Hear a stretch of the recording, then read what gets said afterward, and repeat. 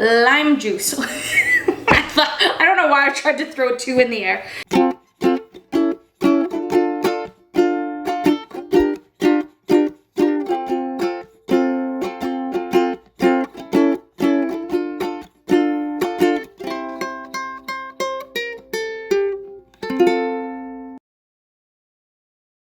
Hey, welcome back to another awesome episode of The Silly Kitchen.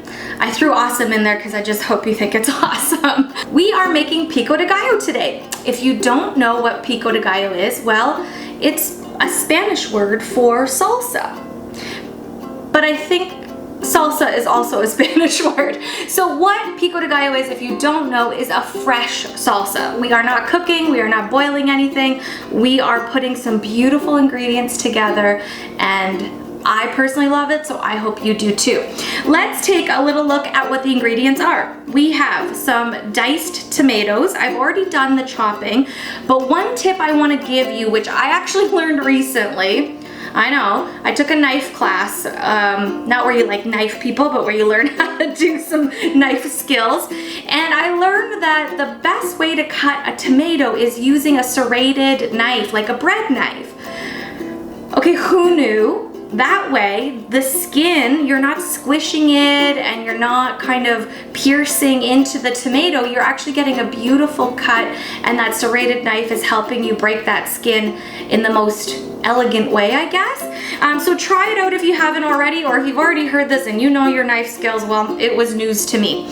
So finely diced, well, not finely, moderately diced tomatoes is what we're gonna start with. I've already done that, and I'm gonna go ahead and start assembling it into a bigger bowl.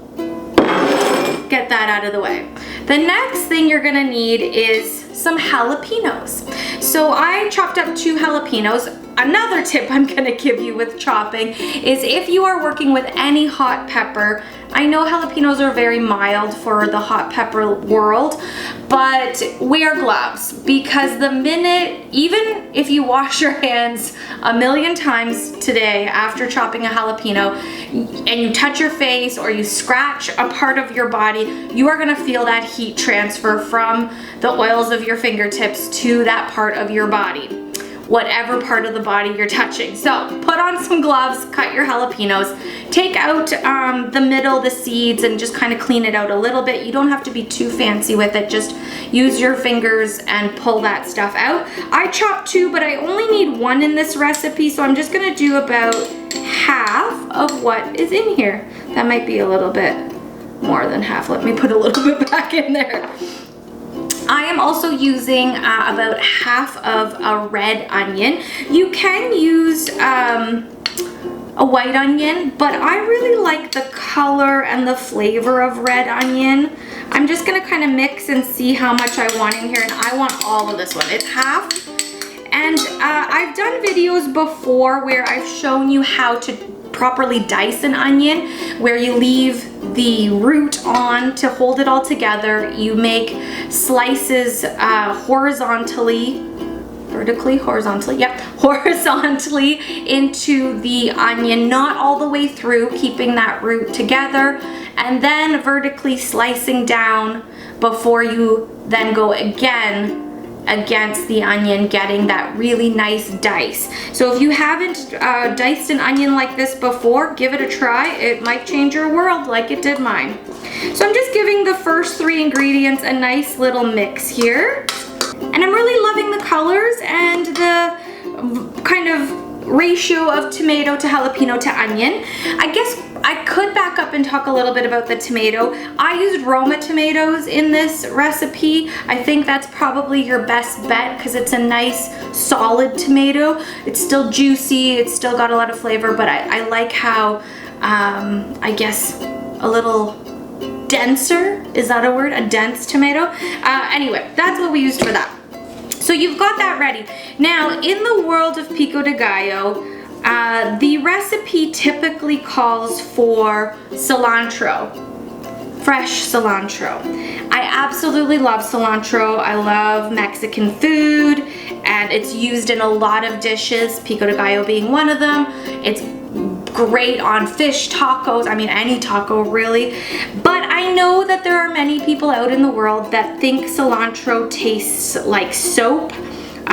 It's a thing. Some people can't do cilantro, and that's okay. If you are one of those folks, feel free to substitute this for some curly parsley.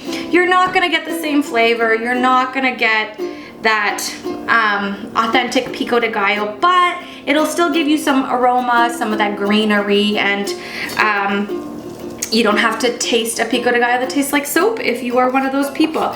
So what I do is I just kind of roll it up and curl it in my fingers and do a rough chop, but again, finely enough that I'm not getting big chunks of this in my mouth. So I just want a rough chop. You don't have to be too specific with how you do it. I just recommend that you do it in a very small chop so that there aren't big giant leaves in this. And if you didn't get it the first time, just run your knife over it a little bit and you should be good. And when you've got that done, you sprinkle it all in there. I mean, you don't have to sprinkle it. You can just go ahead and dump it in there. I'm just, you know, trying to be silly. Okay, and give it another mix. I love this. This is already looking good. How many ingredients are we at? 4? I think that was 4. So we've got 1 more to go, and that is lime juice. I don't know why I tried to throw 2 in the air. So I'm just gonna feel, I want 1 lime. Just gonna feel, I think this one's a little juicier. It seems like maybe I've had this one longer. Just give it a nice little roll on your cutting board just to loosen up that juice inside as well. And if you have a fancy dancy, what are those called? Lime or lemon juicers.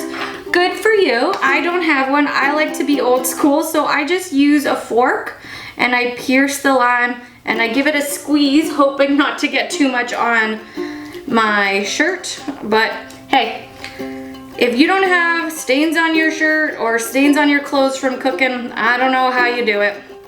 I am okay with it. Okay, so squeeze all that lime in there. If you get a couple pieces, that's okay too. We just want all that juice in there. And use the whole lime. We want the juice of 1 whole, oh, yep, right in the eye.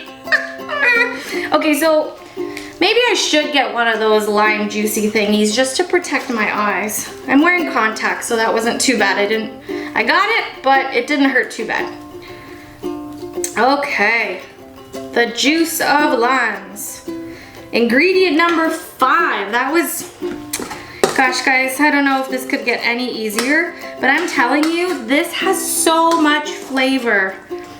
I keep stirring as I add each ingredient because I have a stirring obsession, but also it just makes sure that all the flavors are melding together. And again, I don't know if melding is a word. Now, salt and pepper, your choice. Little, a lot, none at all, whatever you want. I don't put a lot of salt and pepper in. There's so much flavor from the lime juice and the tomato juice that you don't really need it. That's it. That is Pico de Gallo. Now, I'm gonna give you a couple more tips. I like putting this into a bowl that has a lid so that I can put it into the refrigerator and I can just open it, scoop some out and eat it. The other thing that I do if I make way too much is I use a mason jar and I put it into the fridge as well. It's gonna be good for probably 3-4 days, but don't eat this right now. The secret, I guess, with Pico de Gallo is leave it in the fridge for at least a few hours, if not overnight, before indulging in this, because that lemon juice, I didn't use a lemon, that lime juice is going to have all that acidity, bring all these flavors together, pull some of that jalapeno flavor, get those onions really to kind of mesh in here. So it's not a secret, but it is definitely a tip. And don't lose any of those juices at the bottom when you're transferring. Put it all in and let it sit in the fridge and just have a good time before you have a good time with it. But because this is the Silly Kitchen and I need to try what I make, you know I'm gonna do it.